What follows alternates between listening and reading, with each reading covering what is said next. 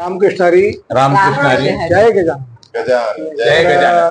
तुमचा परिचय सांगा. मी ओमप्रकाश मोहनलाल हेडा, राहणार हिंगोली. पहिले मूळ गाव बोराळा, तिथून हिंगोलीला आलो आणि हिंगोलीला इथं राहतोय. आमचा परिवार आहे, लहानसा परिवार आहे आमचा. अमित, मुलगा अमित, त्याच्यानंतर सोनबाई आहेत, हर्षा, आणि मुली 3 आहेत. त्यांचं तिघीचे लग्न झालं. एक आहे मलकापूरला शीतल, नंबर 2 ची आहे श्रीरामपूरला नेहा, आणि नंबर 4 हैदराबादला आहे. आणि मला एक नातू आणि एक नाती आहे. नातू आहे लक्ष समोरचा बाजूला आहे, आणि नाती अकोल्याला आहे शिकायला. असा परिवार आहे माझा. तर मला एक विचारायचं आहे, तुमच्याकडे आमची संत गजानन महाराज पादुका संस्थांची जी दिंडी आहे, महाराजांच्या पादुका ह्या अतिशय दिव्य आणि महान आहेत. कारण त्या पादुका कुणी घडवलेल्या नाहीत, तर त्या पादुका प्रत्यक्ष संत गजानन बाबांनी झामसिंग यांना दिलेल्या आहेत. आणि पुंडलिक पोखरे यांच्या स्वप्नामध्ये जाऊन दृष्टांत देऊन त्या पादुका झामसिंगाकडे पाठवल्यात. अर्थात मुंडगावला 2 पादुका आहेत, एक झामसिंगाला दिलेल्या आहेत आणि एक पुंडलिकाला दिलेल्या पादुका आहेत. तर पुंडलिकाला दिलेल्या ज्या पादुका आहेत त्या पादुका, त्याची स्थापना झाली आहे, ते आहे पादुका मंदिर. त्या पादुका कुठेही जात नाहीत. परंतु ज्या झामसिंगाला दिलेल्या पादुका आहेत त्या पादुका मग मुंडगाव ते पंढरपूर पालखी दर्शन सोहळा जिथे असेल त्या ठिकाणी जातात. त्याही पादुका दिव्य आहेत. आणि आपल्याकडे ज्या पादुका येतात त्या पादुकांना तुम्ही डोळ्यानं पाहता. संत गजानन बाबाला तुम्ही पाहिलं नाही, मी पाहिलं नाही, परंतु पादुका आपण जेव्हा पाहतो, पादुकाला ज्या महाराजांचा स्पर्श झाला, पदस्पर्श आहे, हस्तस्पर्श आहे, म्हणजे अर्थात संत गजानन बाबा आपल्या घरी आले अशी अनुभूती येते. तर तुमच्याकडे ही पालखी जी चालू आहे, या पालखीला आपण म्हणजे निवासाची व्यवस्था आहे आपल्याकडे, त्याचबरोबर सर्व येणाऱ्या ज्या पालख्या आहेत त्या पालख्यांना तुम्ही व्यवस्था करता. तर तुमच्याकडे किती पालख्या आहेत? माझ्याकडे जवळपास 10-11 पालखी आहेत. बरोबर. तर तुमच्याकडे आम्ही सुद्धा म्हणजे रात्रीला निवास करता होतो, आणि आता आम्ही सर्व पंढरपूरला चाललो. तर तुमचं भाग्य आहे की या वारकऱ्यांची तुम्ही व्यवस्था करता, सेवा करता. तर वारकऱ्यांची सेवा आता कसं राहते, कोणती व्यक्ती करत असताना काहीतरी आपल्याला मिळावं, म्हणजे लाभ हवा याकरता करत असतो. तर तुम्ही जे करतात हे ज्यांना जीव घालणे, अन्नदान करणे, काय जे असेल ते त्यांच्या गरजा पुरवणे, याच्या मागची तुमची भूमिका काय आहे? हे तर देवाची सेवा करणे आणि हे आईवडिलाचा आशीर्वाद आहे, ते आमच्या हाताने हे अन्नदान होते. आणि हे अन्नदान त्याच्या मागे काय आहे, आमच्या सर्व परिवार सुख समृद्धी राहावं हेच आज आमचं आहे. पूर्ण आमचं ध्येय आहे. परिवार सुखी आहे, पूर्ण परिवार आमचा सुखी आहे आणि आहे बी सुखी. देवाच्या आशीर्वादाने सर्व बिलकुल चांगलं आहे, गजानन महाराजांच्या आशीर्वाद. तर म्हणजे आता आम्ही यावर्षी असं आहे, म्हणजे हा कार्यक्रमच आहे आमचा एक असा आहे, याला नाव दिलं आहे म्हणजे आनंद परिवारीचा. म्हणजे प्रत्येक मनुष्य जे करते तो आनंद प्राप्त होण्याकरता करते. संत गजानन महाराज किंवा पालख्या ह्या तुमच्याकडे येत असताना तुम्हाला कसं वाटते आणि गेल्यानंतर काय वाटते? आमचा एकदम आनंद येते तेव्हा स्वागतचा आनंद बिलकुल राहते, आणि जेव्हा निघतात तेव्हा थोडस मन नाराज होते. ते आहे. बाकी जसे जी बी दिंडी भेटते त्यांची आम्हाला सेवा करावं असं वाटते पूर्ण. जसं बी होते त्या हिशोबाने आम्ही सेवा करतो. बरोबर आहे. कारण सज्जनाई जेव्हा माणसाला भेट होती तेव्हा आनंद होत असतो, आणि सज्जन जेव्हा आपल्यापासून निघून जातो तेव्हा विरह उत्पन्न होते. बरोबर. दुर्जन भेटल्या दुःख होते आणि गेल्यानंतर आनंद होते. अशा त्या 2 गोष्टी आहेत. संत म्हणजे हे सज्जन आहेत. कारण तुका म्हणे तसा सज्जनापासून पाहता अवगुण मिळेची ना, ज्यांच्यापासून अवगुण कधीच मिळत नाही, सद्गुण प्राप्त होतात, ते संत असतात. आणि अशा संतांची सेवा, पालखींची सेवा, वारकऱ्यांची सेवा तुमच्या हातून होते. तुम्ही खरोखर धन्य आहात, तुम्ही भाग्यवान आहात आणि पुण्यवंत आहात, पुण्यवान आहात, पण तुमच्याकडून होते. बघा, जीवनामध्ये पाप ताप दैन्य जाये उठा उठी, माणसाच्या आयुष्यातलं पाप ताप आणि दैन्य हे तात्काळ निघून जाते केव्हा झाली आहे भेटी हरिदासाची.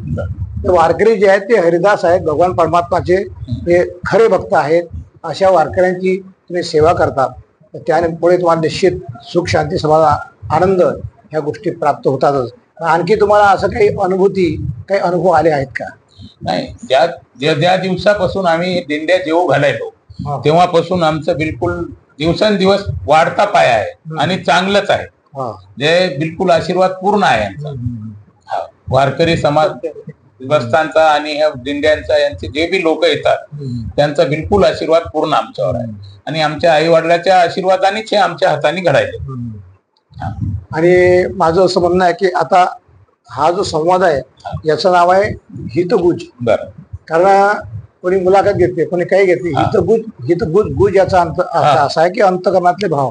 बरोबर. तुमच्या अंतकरणातले भाव हे 1, 2, 4, 5 लोकांना नाही तर हजारो लाखो लोकांना हे अनुभव कळावेत. तुमच्यापासून लोकांना प्रेरणा मिळावी या उद्देशाने तुम्ही काहीतरी सांगा. आणि हे माऊली लोक जे येतात हे कोणाचे सर्वांचे पाय आम्हाला लागतात, आमच्या घराला लागतात म्हणजे आमचं अहोभाग्य आहे. इथून पायी पायी येतात, पायी पायी पंढरपूरला जातात, हे म्हणजे आमचं फार अहोभाग्य आहे. ते इतकी आम्हाला आमच्या आईवडिलाच्या आशीर्वादानेच हे सर्व आम्हाला भेटायले, देवाच्या गजानन महाराजाच्या आशीर्वादानेच हे आम्हाला सेवा भेटायली. तर आम्ही काल बाहेती परिवाराकडे होतो, त्यांनी सुद्धा फार सुंदर प्रतिक्रिया दिल्यात. त्यांच्यावर संत गजानन महाराजांची कृपा आली, अर्थात म्हणजे त्यांच्याकडे प्रसाद आहे बाबाच्या कृपेचा की जो अलभ्य लाभ, जो लाभतच नव्हता तो लाभ झाला. असे तर आपल्या आयुष्यात आणखी काही असे जर अनुभव असतील ते सांगा, 10 लोकांना कळतील. बोला बोला कोणी बोल. या पुढे या पुढे या. रामकृष्ण हरी. मी गजानन महाराजाचा माझा अनुभव सांगते. मला मुलगा नव्हता तर त्याच्यासाठी खूप प्रयत्न केले, पण फक्त मनामध्ये भाव धरला होता की गजानन महाराजाच्या 5 वाऱ्या करेल. आणि प्रेग्नेन्सी राहिल्यानंतर 5 वारी बराबर म्हणजे न चुकता 5 वारी बराबर झाल्या माझ्या. गजानन महाराजचा आशीर्वाद आहे हा. अशा अनेक लोकांना, कारण गजानन महाराज हे असे आहेत की गजानन महाराज शेगावला असताना महाराजांनी ज्या कुळामध्ये महाराजात पाटील घराणा आज त्यांची फार सेवा करते, त्यांच्याकडे सुद्धा हाच अनुभव आहे की तुला मुलगा होईल त्याचं नाव भेक्या ठेव. आणि साधू संतांना, ब्राह्मणांना आम्र रसाचं भोजन जेव घाल. म्हणजे ते ज्याचं नाव भेक्या ठेवलं तेच भिकाजी पाटील आहेत बरं का. आणि आजपर्यंत आज सांगायत त्या सर्व परिवाराची सेवा खूप आहे गजानन महाराजांची. आणि भारतामध्ये नव्हे जगामध्ये संत गजानन महाराजांचं शेगाव जी संस्थान आहे त्या संस्थानासारखं संस्थान कुठेही नाही, तशी व्यवस्था कुठेही नाही.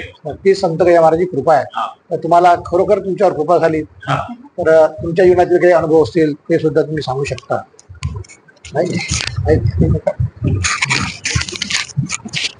मी आधी नाही, परिस्थिती आमची खूप नाजूक होती तेव्हा मी 21 पाठ गजानन महाराजाची केले. रोज गुरुवारच्या गुरुवारी करायची. मुलगी लहान होती माझी, तर आमच्या सासूबाई तिला सांभाळत होत्या आणि मी करायची पाठ. मग म्हणजे शेवटचा 21 पाठ मी गजानन महाराजच्या म्हणजे शेगावला जाऊन केलं. तर तिथं तेव्हापासून आमची जी प्रगती झाली ती म्हणजे असं म्हणजे स्वप्नातही म्हणजे विचार केला नाही की अशी प्रगती होईल. आमची खूप प्रगती झाली. तर आपल्या परिवाराच्या प्रतिक्रिया ऐकून खरोखर म्हणजे हृदय गंभीर होते की महाराजांच्यावर खरोखर कृपा आहे.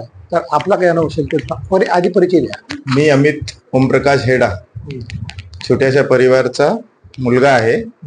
माझा पण जवाई ही आपली दिंडी येते तेव्हा माझ्या मनात खूप उत्सुकता असते की आपल्याला बाबाची इथं सेवा करायची आहे, इथं त्यांची पादुका आपल्याला इथं आणायची आहे. आणि माझा इतका चांगला म्हणजे हे आहे की दरवेळी मी पादुका घरी घेऊन येतो आणि जे आनंद भेटतो त्यावेळी ते म्हणजे सांगायसारखा नाही. खूप आनंद भेटतो आणि जेव्हा पादुका जाते त्यावेळी मन एकदम नाराज होऊन जातो.